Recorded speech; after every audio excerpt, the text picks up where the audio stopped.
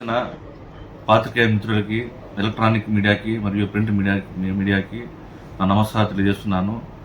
ఈ press meet ముఖ్య ఉద్దేశం ఏమిటంటే, ఎల్లుండి ఆదివారం 26 ఉదయాన లలిత కళా పరిషత్లో వైఎస్ఆర్ కాంగ్రెస్ పార్టీ తరఫున మరియు మన బీసీ రమేష్ గౌడ్ మరియు ఎమ్మెల్సీ రమేష్ యాదవ్ తరఫున ఈరోజు బీసీ గలం జరగబోతుంది.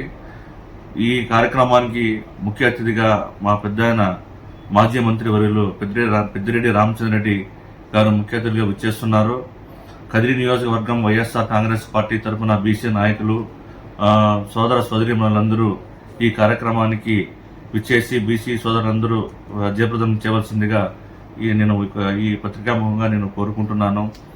అలాగే గత కూటమి ప్రభుత్వం ఇచ్చిన హామీలన్నీ తుంగలో కలిపారు. బీసీలకు 50 సంవత్సరాలు నిండిన తర్వాత 4,000 రూపాయలు ఇస్తామని చెప్పి ఇంతవరకు ఆ హామీని అమలు పరచలేదు.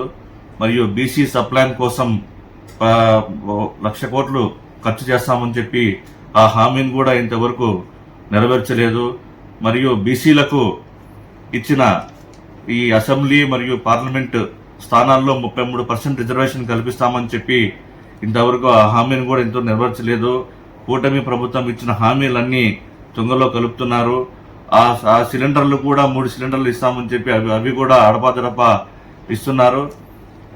ఇంతకుముందు బ్యాక్వర్డ్ క్యాస్ట్ అంటే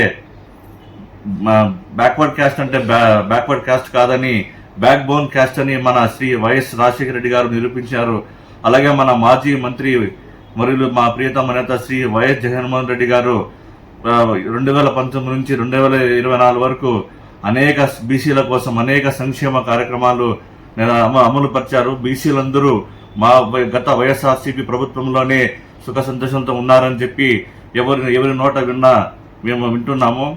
అలాగే కదిరి నియోజకవర్గంలో ఉన్న పాలయ్యకిరి కమ్యూనిటీ కానీ మరియు పట్ర కమ్యూనిటీ కానీ ఓసీ జాబితాలో ఉండే వాళ్ళని తీసుకొచ్చి బీసీఏ చేసిన ఘనత శ్రీ వైఎస్ రాజశేఖర రెడ్డి గారిది.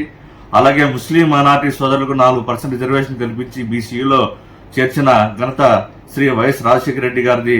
వారి తనయుడు కూడా మన బీసీలు చేసిన ఎన్నో సంక్షేమ పథకాలు గత ప్రభుత్వంలో అందరూ ఆనందంగా ఉన్నారు. అలాగే ఈసారి వచ్చే ఆదివారం 26 పొద్దున మన కదిరి నియోజకవర్గం నుంచి బీసీ సోదరులందరూ వచ్చి ఈ కార్యక్రమాన్ని విజయవంతం చేయవలసిందిగా ఈ పత్రికాముఖంగా నేను కోరుకుంటున్నాను.